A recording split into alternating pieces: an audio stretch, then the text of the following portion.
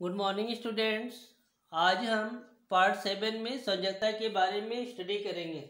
संयोजकता किसी तत्व के बाह्यतम कोश में उपस्थित इलेक्ट्रॉन उस इलेक्ट्रॉनों की संख्या उस तत्व की संयोजकता का निर्धारण करती है। एक ही वर्ग के सभी सदस्य समान संयोजकता प्रदर्शित करते हैं क्योंकि इनके बाह्यतम कोश के इलेक्ट्रॉनिक विन्यास भी समान होते हैं। तो सबसे बड़ी बात होती है कि संयोजकता किसे कहते हैं। ठीक है, तो परमाणु के बाहरी कोश में इलेक्ट्रॉनों को अष्टक बनाने के लिए भाई इलेक्ट्रॉन है वो अष्टक का निर्धारण करते हैं। जैसे सोडियम है, सोडियम का परमाणु क्रमांक 11 होता है, इलेक्ट्रॉनिक विन्यास करने पे 2 8 1 आता है। तो इसके बाहरी कोश में एक इलेक्ट्रॉन है। ठीक है, तो बाहरी कोश में एक इलेक्ट्रॉन है तो ये इसकी संयोजकता यहाँ पर 1 हो जाएगी। ठीक है, लेकिन कोई कोई तत्व होते हैं जैसे मान लीजिए क्लोरीन है, तो क्लोरीन का जब हम लोग इलेक्ट्रॉनिक विन्यास करेंगे तो 2 8 7 होता है। तो इसको अष्टक बनाने के लिए, अष्टक पूरा करने के लिए इसको एक इलेक्ट्रॉन की आवश्यकता पड़ती है। तो क्लोरीन की भी संयोजकता क्या हो जाएगी, 1 हो जाएगी। तो यहाँ पे आप देखिए, यहाँ पे ये एक इलेक्ट्रॉन डोनेट कर सकता है और यहाँ पे ये एक इलेक्ट्रॉन ग्रहण कर सकता है। तो जितने भी इलेक्ट्रॉन ग्रहण करते हैं या अपनी भाषा में कहते हैं कि साझेदारी करना या स्थानांतरण करना, वही उसकी संयोजकता कहलाती है। ठीक है, एक एग्जाम्पल और हम आपको बता दें कि मैग्नीशियम है, मैग्नीशियम का परमाणु क्रमांक 12 होता है। तो हम लोग इसको इलेक्ट्रॉनिक विन्यास करेंगे तो 2 8 2 में तोड़ दिया। तो इसके बाहरी कोश में कितने इलेक्ट्रॉन है, 2 इलेक्ट्रॉन है। तो ये अपना 2 इलेक्ट्रॉन किसी को डोनेट कर देगा तो इसकी संयोजकता हो जाएगी +2। तो इस तरह संयोजकता का निर्धारण होता है, यानी कि कोई भी तत्व अपना अष्टक पूरा करने के लिए जितने भी इलेक्ट्रॉन ग्रहण करता है या स्थानांतरण करता है, ठीक है, उसे उसकी संयोजकता का निर्धारण हो जाता है, वही उसकी संयोजकता होती है। अब हम आपको एक छोटा सा सिंपल वे में बता दें, देखिए ध्यान से। हम लोग 10 एलिमेंट्स लिखते हैं, ठीक है, 10 तत्वों को लिखते हैं। देखिए ध्यान से, तत्व यहाँ पे हमने लिखा hydrogen, helium, lithium, beryllium, boron, carbon, nitrogen, oxygen, ठीक है, और फिर हमने लिखा फ्लोरीन, ठीक है, और लास्ट में लिखा नियोन। ठीक है, अब देखिए हाइड्रोजन का परमाणु क्रमांक 1 होता है, हीलियम का 2, लिथियम का 3, बेरिलियम का 4, बोरोन का 5, कार्बन का 6, नाइट्रोजन का 7, ऑक्सीजन 8, फ्लोरीन 9 और नियोन 10। ठीक है, हम लोग इसका इलेक्ट्रॉनिक विन्यास कर देते हैं। तो हम लोग इलेक्ट्रॉनिक विन्यास करते हैं। ठीक है, तो इलेक्ट्रॉनिक विन्यास करेंगे तो इसका तो एक ही आएगा। हम लोग किस फॉर्म में लिखेंगे आपको पता ही है, KLMN के फॉर्म में लिखा जाता है इसको। तो इसको यहाँ पे 1 लिखा, हीलियम के लिए 2 लिखा, लिथियम के लिए 2 और 1 लिखा, बेरिलियम के लिए 2 और 2 लिखा, जैसे आपको पता ही है। फिर इसको लिखा 2 और 3, इसका लिखा 2 और 4, इसका लिखा 2 और 5, इसका लिखा 2 और 6, इसका लिखा 2 और 7, इसका लिखा 2 और 8। ठीक है, तो यहाँ पे हमने नियोन तक का आपको बना के दिखा दिया। ठीक है, अब देखिए संयोजकता का निर्धारण।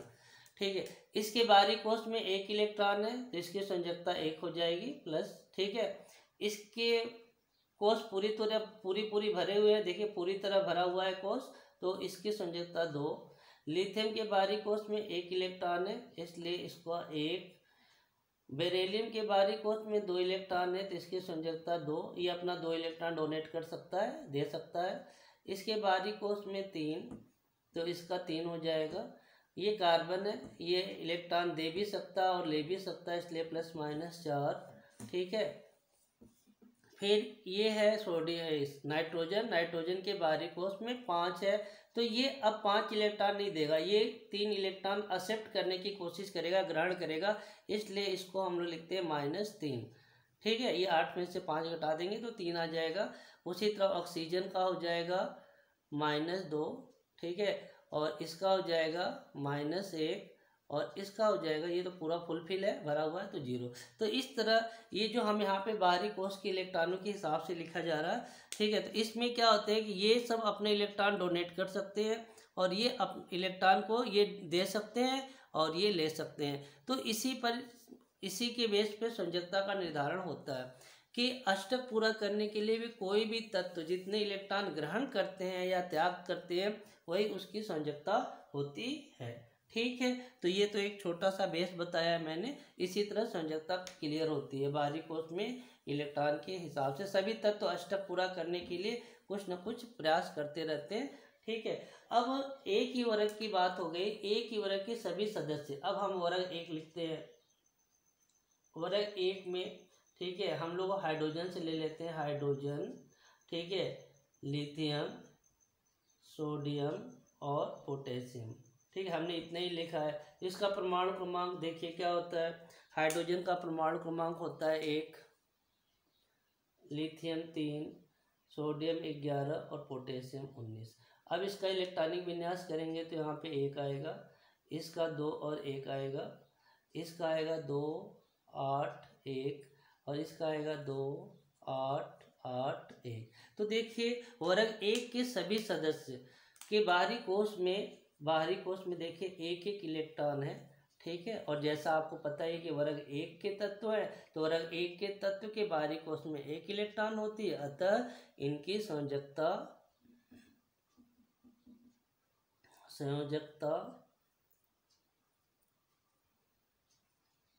क्या होगी, 1 होगी। ठीक है, तो यही बात वहाँ पे लिखा है कि एक ही वर्ग के सभी सदस्य समान संयोजकता प्रदर्शित करते हैं क्योंकि इनके बाह्यतम कोश के इलेक्ट्रॉनिक विन्यास भी समान होते हैं। तो आपको समझ में आ गया होगी संयोजकता कैसे 1 हो गई। तो एक ही वर्ग की बात चल रही है। एक ही वर्ग में किसी को भी ले लीजिए, एक वर्ग और दिखाते हैं हम आपको। हम लोग ले लेते हैं वर्ग 2। ठीक है, अब वर्ग 2 में बेरिलियम, मैग्नीशियम, ठीक है, और कैल्शियम 3 ले लेते हैं। ठीक है, अब इसके बारे में हम आपको बताते हैं। बेरिलियम का परमाणु क्रमांक 4, मैग्नीशियम का 12 और इसका 20। तो इसका इलेक्ट्रॉनिक विन्यास करेंगे तो 2 और 2, इसका करेंगे 2 8 2, इसका करेंगे 2 8 8 2। तो देखिए एक ही वर्ग यानी वर्ग 2 के तत्व है तो वर्ग 2 के तत्वों की संयोजकता भी क्या होगी, 2 होगी। क्यों होगी 2, आपको समझ में आ गया होगा अब कि इनके बाहरी कोश में देखिए 2 इलेक्ट्रॉन है, अतः इसकी संयोजकता क्या हो जाएगी, 2 होगी। इसी तरह पी ब्लॉक के तत्व हैं 13 से 17 के तत्वों की संयोजकता भी उनके बाह्यतम कोश में उपस्थित इलेक्ट्रॉन के आधार पर हम लोग करते हैं। ठीक है, अब हम लोग एक वर्ग 17 के बारे में भी ले ले थोड़ा सा। ठीक है, वर्ग 17 देखिए, वर्ग 17 में पहले आएगा फ्लोरीन और क्लोरीन। हम ज़्यादा एलिमेंट्स नहीं ले रहे हैं, जो आपको नॉलेज में है उसी को ले रहे हैं।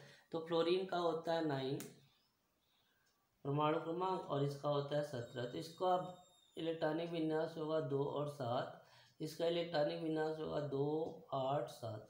तो ये अपना अष्टक पूरा करने के लिए देखिए बाहरी कोश में 7 इलेक्ट्रॉन है, तो ये अपना अष्टक पूरा करने के लिए एक इलेक्ट्रॉन ये किसी न किसी से लेंगे। और उसी तरह क्लोरीन भी एक इलेक्ट्रॉन एक्सेप्ट करेगा, ग्रहण करेगा, तो इसकी संयोजकता क्या हो जाएगी, इसकी संयोजकता हो जाएगी -1। तो संयोजकता को प्लस और माइनस से नहीं डिनोट करते हैं। पूछा जाए क्लोरीन की संयोजकता कितनी होती है तो 1 होती है। तो जो भी 13 से 17 तक के तत्व हैं उनके बाह्यतम कोश में उपस्थित इलेक्ट्रॉन की संख्या 8 में से बाह्यतम कोश में उपस्थित इलेक्ट्रॉन है उसको घटाने पर प्राप्त हो जाती है। ठीक है, ध्यान रखिएगा बेटा। अब बात चलेगी ठीक है डी ब्लॉक तत्व की। ठीक है, डी ब्लॉक तत्व। ठीक है, डी ब्लॉक तत्व के बारे में थोड़ा सा ध्यान से रखिएगा। ठीक है, क्योंकि ये वेरिएबल बैलेंस यानी परिवर्तित संयोजकता दिखाते हैं। तो इसमें क्या आएगा, लैंथेनाइड, एक्टिनाइड तत्व एक से अधिक संयोजकता प्रदर्शित करते हैं, एक से अधिक संयोजकता प्रदर्शित करते हैं।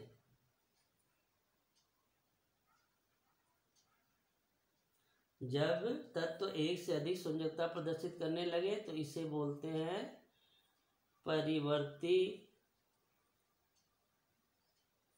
संयोजकता कहते हैं।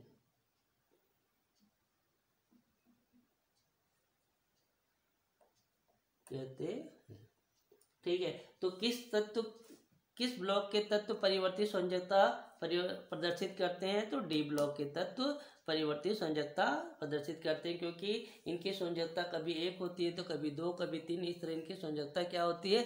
घटती बढ़ती जाती है। ठीक है ना, तो ध्यान रखिएगा। ठीक है, और फिर इसके बाद हम आपको वर्ग के बारे में बताएंगे और आवर्त के बारे में बताएंगे। तो फिलहाल आप इसको लिख लीजिएगा।